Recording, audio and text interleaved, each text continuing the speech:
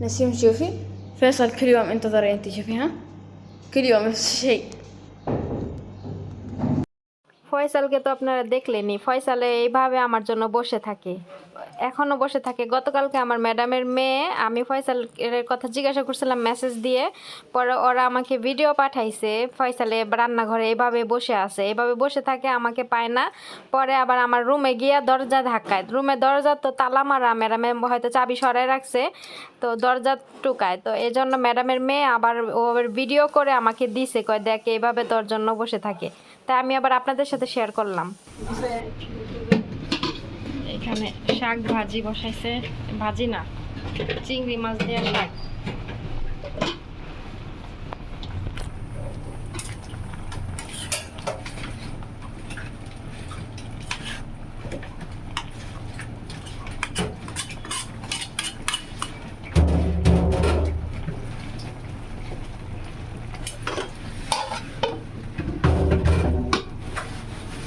চিংড়ি মাছ এগুলো ভুনা করবা? মাছও বোনা, মাছ ভুনা, চিংড়ি মাছ ভুনা। কারেন্ট চলে গেছে, এখানে মাছ ভাজতেছে।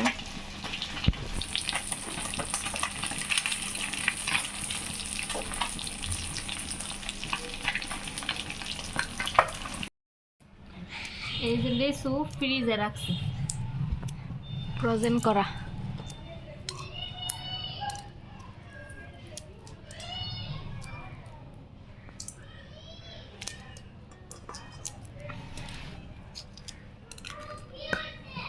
ডাক্তার দেখাইছস? কিসের ডাক্তার দেখাই না? ও দেখাইব না, পায় ডরায়।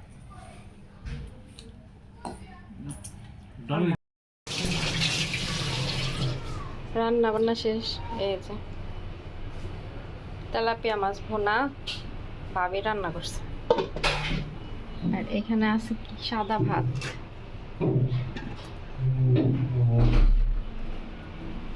আর কি এখানে ওই যে চিংড়ি মাছ এই দিয়ে। আর এখানে কি আছে,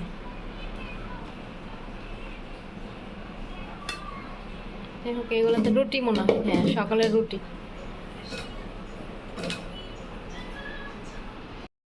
চিংড়ি মাছ ভুনা করছে, শুকনা শুকনো করে না।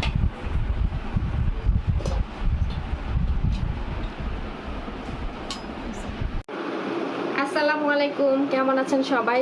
আলহামদুলিল্লাহ আমি ভালো আছি। চলে আসলাম আপনাদের মাঝে আরও একটা নতুন ব্লগে। এখন বিকেল, সন্ধ্যা হয়ে গেছে, বাইরে অন্ধকার হয়ে আসতেছে। তো মামিদের উপরে যাব, মামিদের রুমে।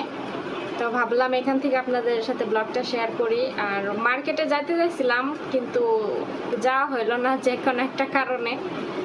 আর পিছনে দেখতেছেন যে আমি সুন্দর করে ফুলগুলা গুছাইছি, এগুলো আপনাদের সাথে দেখাই। এগুলো অনলাইন থেকে নিয়েছিলাম, পরে ওইভাবে রেখে দিছিল। আমি এগুলো আজকে সেট করলাম সব। তো দেখাই আপনাদের ব্যাক ক্যামেরা দিয়ে, কেমন হয়েছে অবশ্যই কমেন্ট করে জানাবেন। ওই দেখেন এই ফুলগুলা সাজানো কেমন হয়েছে জানাবেন। এগুলো আমি অনলাইন থেকে আরও 6 মাস আগে নিয়েছি, না 6 মাস আগে কিনছি এগুলো অনলাইন থেকে। তো ওইভাবেই রেখে দিছিল। এগুলো আজকে আমি গুছাইলাম। আমাদের আসলে সব জায়গায় জিনিসপত্র দিয়ে এমন ভরপুর যে কোনো জায়গায় জায়গা নাই, বুঝছেন? তো এইসব জায়গায় দিলে ভাল লাগবো না। এখানে তো আমার এই যে আমার মা বসে আছে, স্টিকার দিয়ে রেখে দিব না। যাই হোক, এগুলা আমি এদিক দিয়ে ওগুলা লাগাইলে ভালো হইব না। তো এই জন্য আমি যেমন চুরির আলনা এখানে রাখছি। তো এই জন্য এই খাটের উপরে এই সাইডটায় জায়গা ছিল, এই কোনায় এখানেই করছি। তো কেমন হয়েছে সবাই জানাবেন।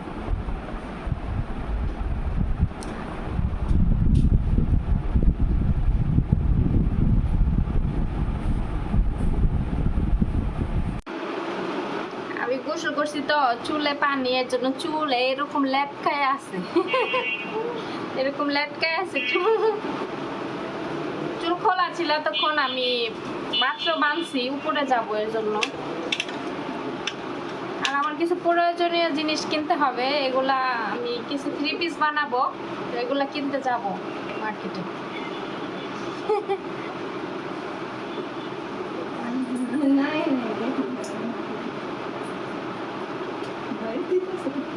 কে? হ্যাঁ, সমস্যা নাই। না। কে? আচ্ছা, আমার মামি আসছে, মামির সাথে কথা বলি, পরে আবার ক্যামেরার সামনে আসবো। মামিদের রুমে চলে আসছি। মামি সন্ধ্যার নাস্তা খাওয়ার জন্য বলল যে আয়সা নাস্তা খাওয়া যাও। তো মামি হচ্ছে নুডলস রান্না করতেছে।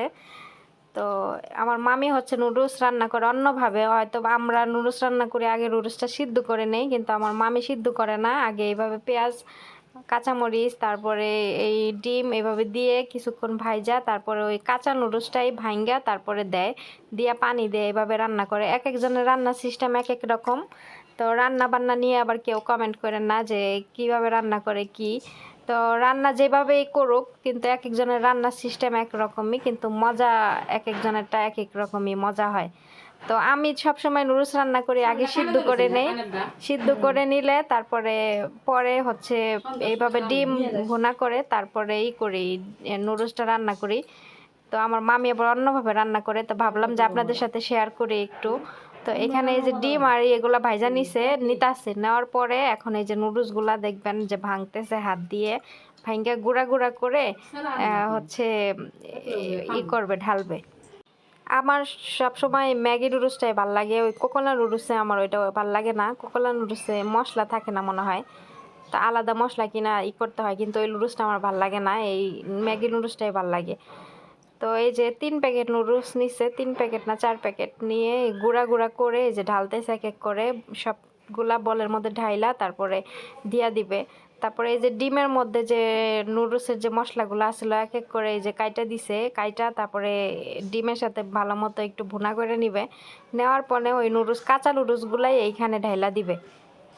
তো অনেক দিন পরে বাংলাদেশে নুডলস খাবো, ওইখানে নুডলস পাওয়া যায় কিন্তু রান্না করলে এই দেশের মতো মজা আর পাওয়া যায় না, এর জন্য আমি নুডলস রান্না করে খাই না কখনো। তাও অনেক দিন আগে 1 প্যাকেট নুডলস আইনে রান্না করে খাইছিলাম, তো আমার কাছে তেমন মজা লাগে নাই, বাংলাদেশের গুলাই ভালো লাগে। তো অনেক দিন পরে আজকে নুডলস খাবো।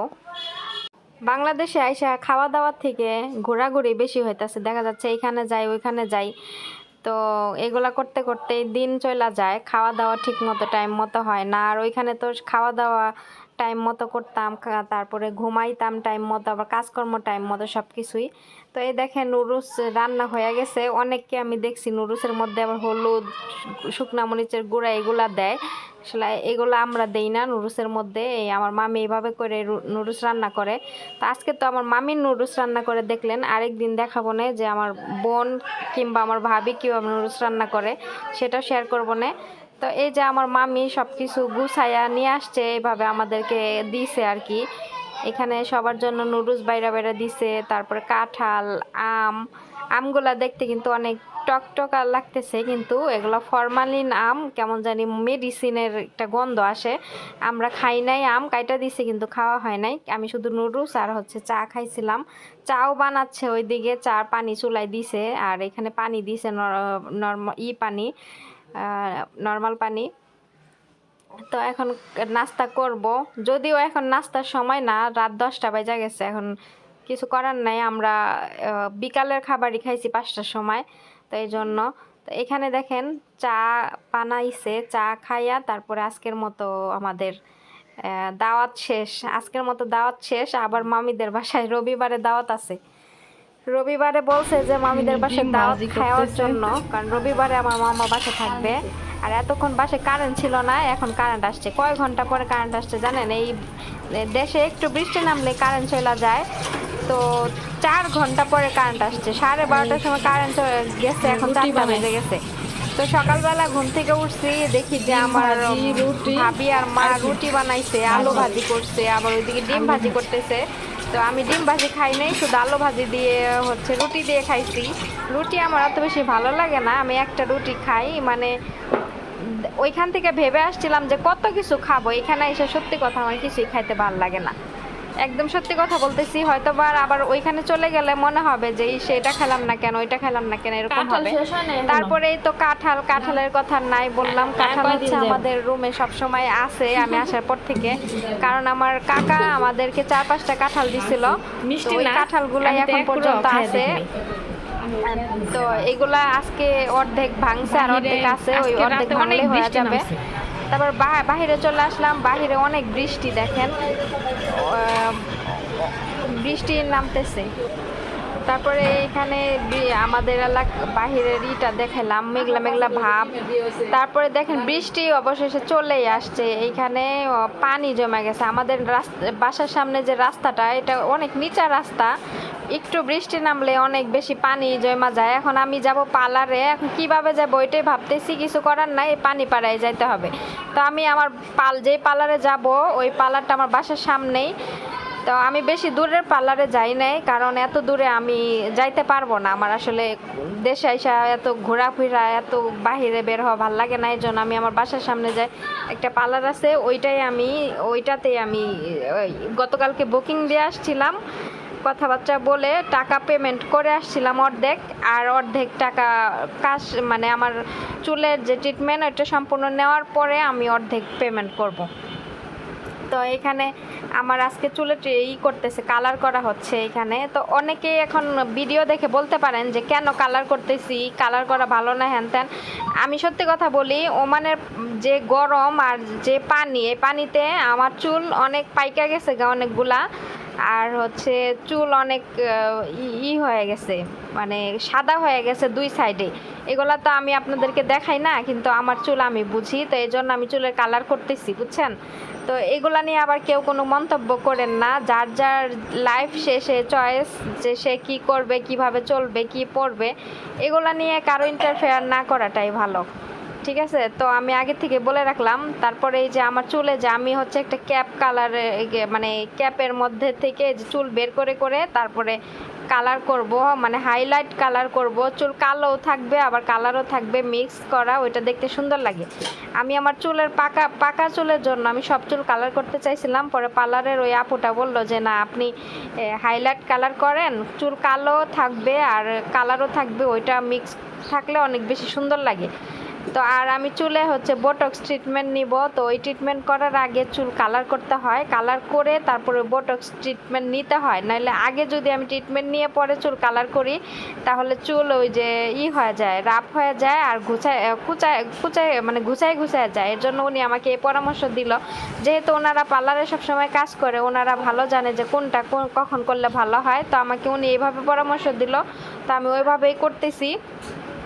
তো সকালবেলায় আসার কথা ছিল, কিন্তু বৃষ্টির কারণে আসতে পারি না। আর উনি আমাকে বলছিল ফোন দিবে, কিন্তু উনি ফোনও দেয় নাই। তারপরে আমি ওনাকে ফোন দিছি, পরে বললো যে আপু আমার ফোনে টাকা ছিল না, এই জন্য আমি আপনাকে ফোন দিতে পারতেছি না। তো আমি বললাম আচ্ছা ঠিক আছে, সমস্যা নাই। তো বললো এখন আসেন। তো রেডি হয়েছি, আবায়া পড়ছি, বাসা থেকে বের হব, তখন নামছে বৃষ্টি।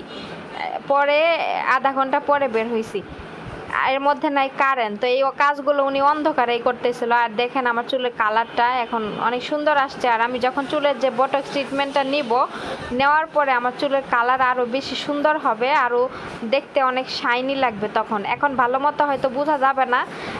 আমি হচ্ছে আজকে বৃহস্পতিবার চুলের কালারটা করে গেলাম, শুক্রবারে আমি আসবো না, কেননা শুক্রবারে আমার বাসায় আমার খালারা আসছে।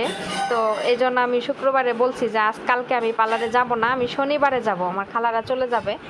তো শনিবারে চলে যাব, অনেক দিন পরে দেশে আসছি, পরিবারের অনেক লোকজন আছে, সবার সাথে একটু সময় দেই, নাহলে তো ওরা আর আসবে না। আমি তো আবার ছুটি কম, আমিও তো আবার চলে যাওয়ার আমার সময় হয়ে যাবে। দেখেন দেখতে দেখতে এক সপ্তাহ কেটে গেল, আজকে বৃহস্পতিবার, এক সপ্তাহ পার হয়ে গেল। শনিবারে ওমান থেকে বের হয়েছি, আজকে বৃহস্পতিবার, 7 দিন হয়ে যাবে। আর এইভাবেই দিন চলে যাবে। আবার চলে যাব হচ্ছে আমার কাজের জায়গায়, আবার সেই গরম। বাংলাদেশে এত গরম না, এখন ঠান্ডায় আছে, বৃষ্টি নামছে তো ঠান্ডা আবহাওয়া, ঠান্ডায় আছে। আর তারপরও গরম থাকলেও আমাদের যে ফ্ল্যাটটা এটা ঠান্ডা ঠান্ডা আছে, থাকা যায়। কিন্তু ওমানের গরমে থাকা যায় না, 1 মিনিটও এসি ছাড়া থাকা যায় না। তো আমার চুলের কালার সম্পূর্ণ চলে আসছে, এখন এই যে ওয়াশ করতেছে পানি দিয়ে। ওয়াশ করা শেষ হলেই আমার চুল, মানে উনি করতে পারবে না, মানে চুল শুকাই দিতে পারবে না, কেননা কারেন্ট নাই। ওই চুল শুকানোর হেয়ার ড্রায়ার ওইটা চালু হবে না, কারেন্ট যেহেতু নাই। তো এভাবে ভিজা চুলে বাসায় চলে যাব, আর বাসা তো কাছেই, এভাবেই চলে যাব। তারপরে এই দেখেন আমার চুলের ফাইনাল কালারটা, এই কালারটা মাশাআল্লাহ সুন্দর আসছে। আর যখন আমি ট্রিটমেন্টটা নিব চুলের, ওই ট্রিটমেন্টটা নেওয়ার পরে এই কালারটা আরও হালকা হয়ে যাবে। আপনারা ফাইনাল লুকটা শনিবারেই দেখতে পারবেন ইনশাল্লাহ। সবাই অপেক্ষা করেন যে আমার চুলের ফাইনাল লুকটা কেমন আসে, সেটা আমি আপনাদের সাথে অবশ্যই শনিবারে শেয়ার করব। কালারটা করার পরে 2 দিন অপেক্ষা করার পরে তারপরে ওই ট্রিটমেন্টটা নিলে আর কি ভালো হয়, এটা ওই আপুই আমাকে বলছে, তো আমি সেইভাবেই ট্রিটমেন্টটা আর কি নিচ্ছি। আমি ওমান থেকে মানে এই করে আসছিলাম যে আমি কোথাও যাব না, কেননা আমার ছুটি যেহেতু কম, আমি বেশি কোথাও যাব না। তবে আমি গ্রামে যাব, মানিকগঞ্জ, আমার নানার গ্রাম, ওইখানে আমি বেড়াতে যাব। ওইখানে বেড়াতে গেলে অবশ্যই আপনাদের সাথে আমি মানিকগঞ্জ এরিয়াটা শেয়ার করব। ওইখানে আমার খালা আছে একটা, খালার হাতের পিঠা খাবো, চিতই পিঠা খেতে যাব। তো খালা কিভাবে চিতই পিঠা বানায় সব কিছু আপনাদের সাথে শেয়ার করব। আপনারা সবাই সেই পর্যন্ত অপেক্ষা করেন। আর আমি ভয়েস দিচ্ছি না, একদমই কথা বলতেছি, তো আমার বাসার সবাই দেখে দেখে হাসতেছে। প্রথম লজ্জা পাইতাম যখন ব্লগিং করতাম, ক্যামেরা ধরতে তারপরে কথা বলতে লজ্জা পাইতাম, এখন আর পাই না। এখন অভ্যাস হয়ে গেছে, এখন যেখানে যাই সেখানে আমার মাথার ভিতরেই থাকে যে আমার ভিডিও করতে হবে। তারপরে তো আমার চুলের ওয়াশ করা শেষ, দেখেন এই কালারটা এখন এমন দেখা যাচ্ছে। তো সবাই ভালো থাকবেন, আল্লাহ হাফেজ।